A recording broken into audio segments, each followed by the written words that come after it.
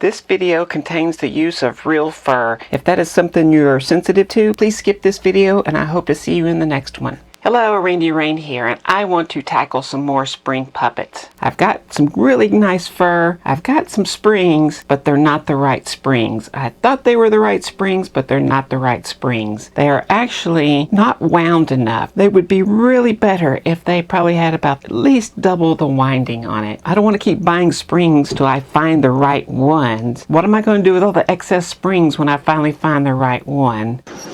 You flush one down, it whirls around. 999 springs to flush down. You're not flushing those springs down our toilet, are you? Of course not. 996 springs to flush down. 996 springs. So that's not the way I work. I'm going to make these work. I'm going to make something out of them. And let's see where we go with that. So let me get started. So here are my thoughts. I don't care about the size. Whatever size they come out, that's what I want. I have big ones, I have small ones. It doesn't matter to me on there. It'll just be whatever they are. But the spring doesn't have enough twists in it. So if it was smaller and had that many twists, that would be just fine. That would be perfect. But I can't force the spring to stay like that without something else. So I've 3D printed these things. Go here and here, and then with some rope through the center, put that in there like that, tie, and then go through this one. But that is going to happen. But then I thought, you know what, that's not that bad really, because that's one of the things you do to make it move around and look real. But then I thought, you know, you would want it at times to be straight too, and you don't want to have to hold it to be straight. You want it to be straight and then move it to bend, not bend and move it to straight.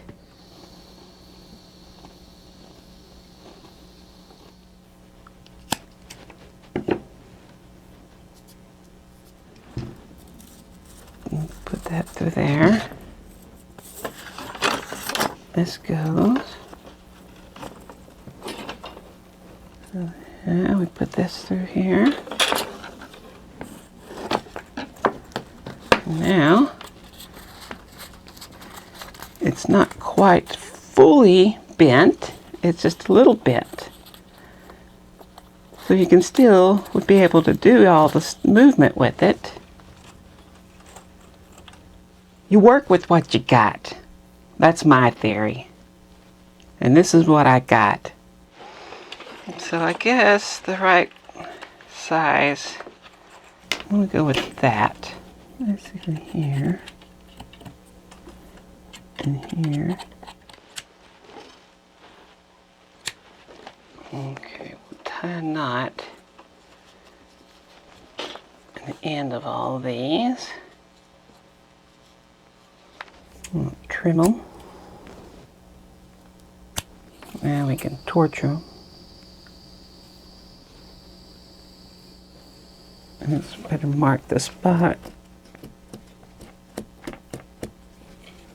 I've been thinking about how to do this. One thing is I want this to stay on there and not flick off. I'm going to use some very expensive gaff tape. There and there.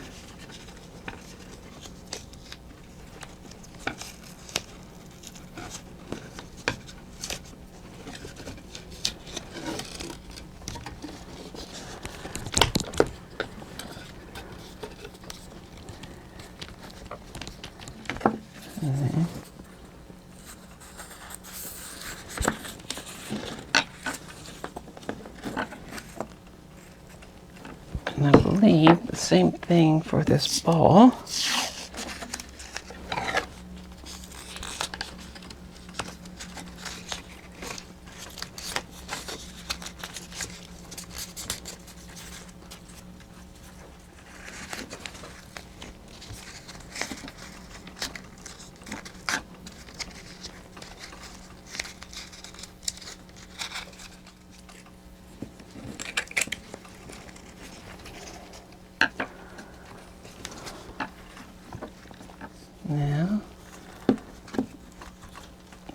not.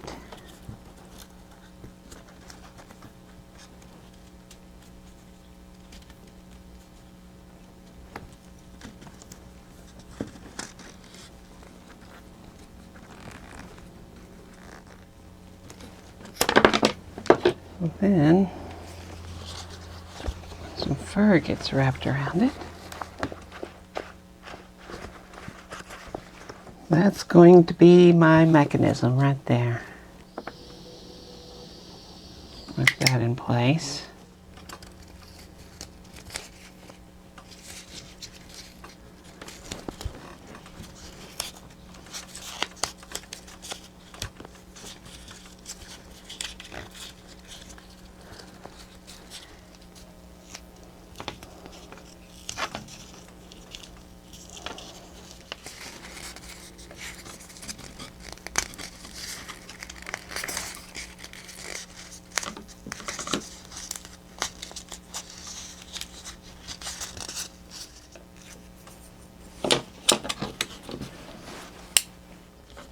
Who knows, maybe this is the way they'll make them from now on. Wouldn't be the first time someone stole my ideas.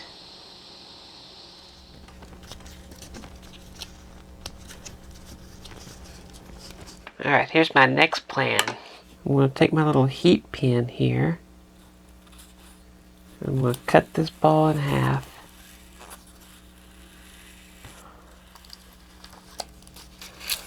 There you go.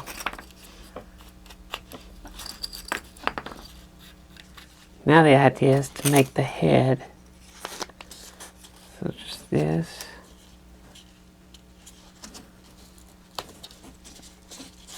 Here.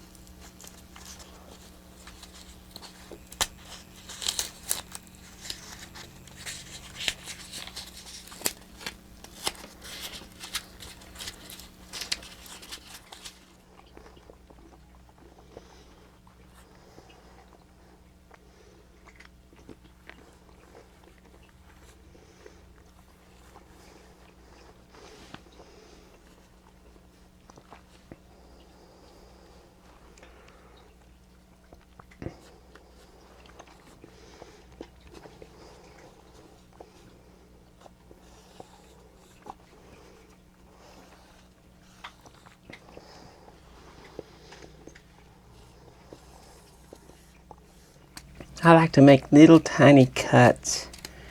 It minimizes the hair that you cut. If you make big, long cuts, you'll end up cutting out here. At least that's for sure with fake fur.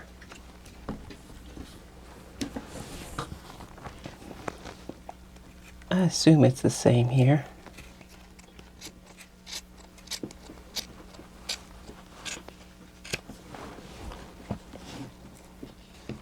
Yeah, that's what I want to minimize.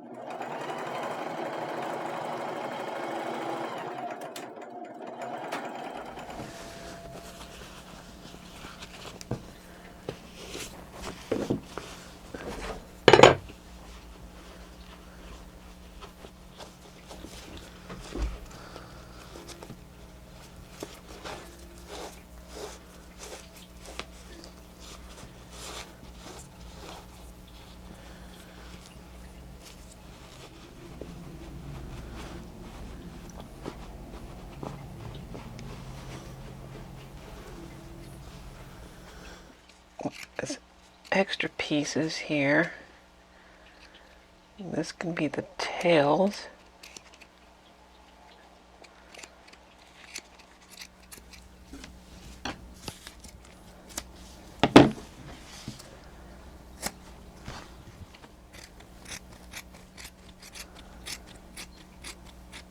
Alright, I'm going to use this Super Spray 77. This glue's nice because you can use it two different ways. It can just be a regular adhesive, or you can let it dry and then it acts as a contact cement. And then once it dries and cures, it becomes really sticky. And I can fold it over on itself.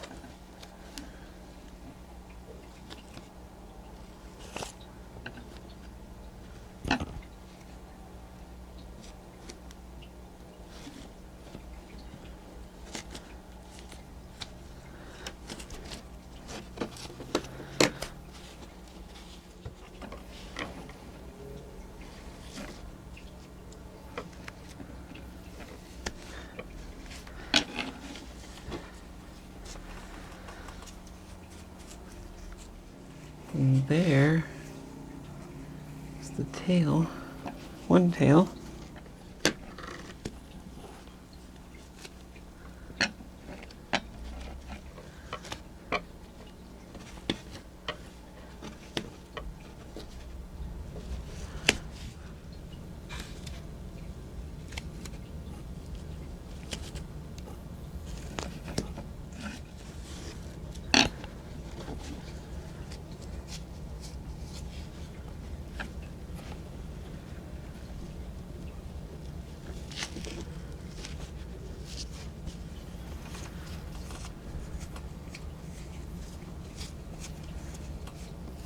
I'm going to use upholstery thread and just do a simple double strand here.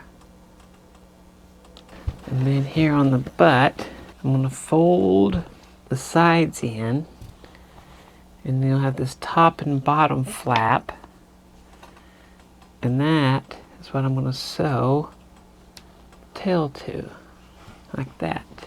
And shove it through here. Try to find it. I'm going to pull it all the way through because I'm going to go again through, back through that. Then I'm going to go through this and tighten it up. But I'm just pretty much just feeling and guessing here.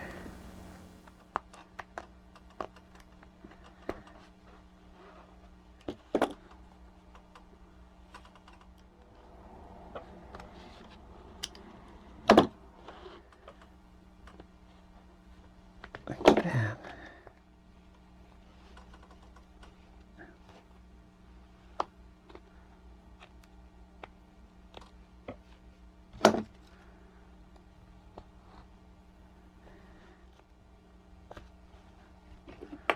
Alright, I have a bunch of eyes and noses, and I think one of these pink ones will look perfect. But really, I mean, I think these nose are the best. And I really like these eyes. They're just clear. But although, I mean, the color ones are okay. That's the nose. Color ones are okay. But what you gotta do is start with the nose, because you gotta give these things a face. And let's see, we'll go with right here. Come on.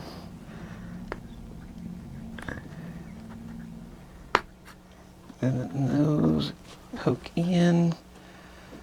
Okay, I think that'll be fine. That will be fine. Don't do a lot of hot glue, but this is always a good time for it.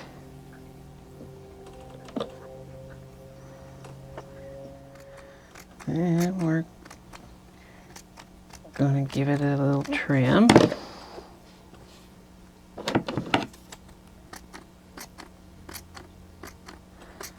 And that's the nice thing, is this fur is two-toned.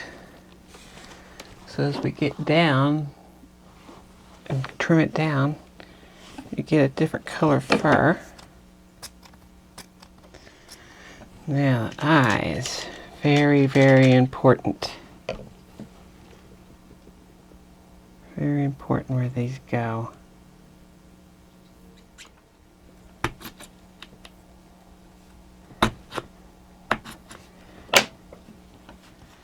So we give it trim to the eye.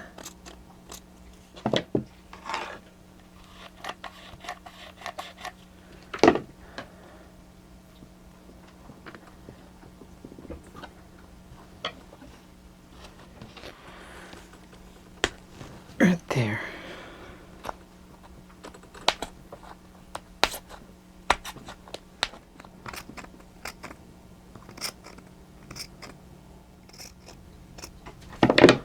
Then what I like to do is just go straight down and give it some of this action. And that cuts it at different lengths.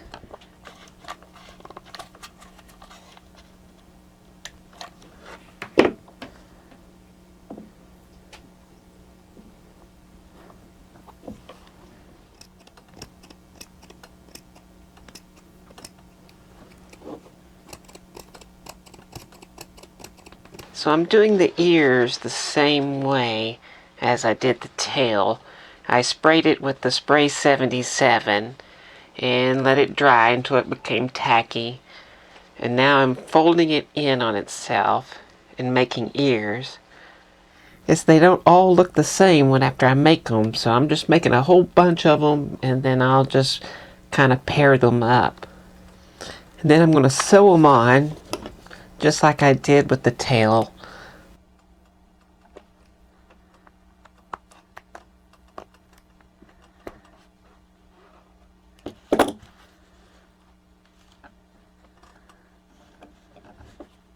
But then with the ears, I'm just going to use some Elmer's white glue to reinforce the seam, and it'll also keep the ears in the position that I want them. So there they are, 4 spring puppets. And they work great, and they look great. Oh, look at that. Oh. Yeah.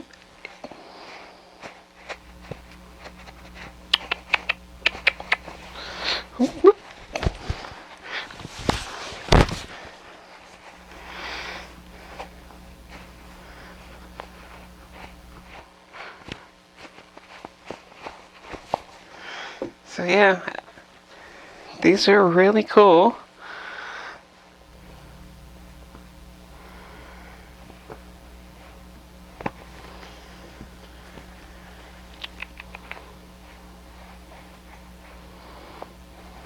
So of course the way you make them work is by moving the spring. You can push like you're pulling a trigger. Your thumb brings it up, down. You can make it move left and right this way. The tail, you flick here. And then you can make it jump. You can make it run up. Ooh. And that's, of course, you're just pushing it. Tons of little jokes that you can do with it. So yeah, I'm going to pick out my favorite one, and then 3 of them are going on eBay. And there'll be 3 different bids, so you'll be able to pick which one you want. So if you want a spring puppet, go to eBay right now and check it out. If you like this video, I'd appreciate a thumbs up, of course. If you want to see more, hit the subscribe button. And I want to thank these people here. These are the patrons. These are the people bringing you how to make spring puppets and how to take a spring that wasn't really a good spring for it and turned it into a good spring for some really good puppets. So I thank them all so very much, and of course, if you want to become a patron, there's links and all that stuff. Anyway, go check eBay, and thanks for watching.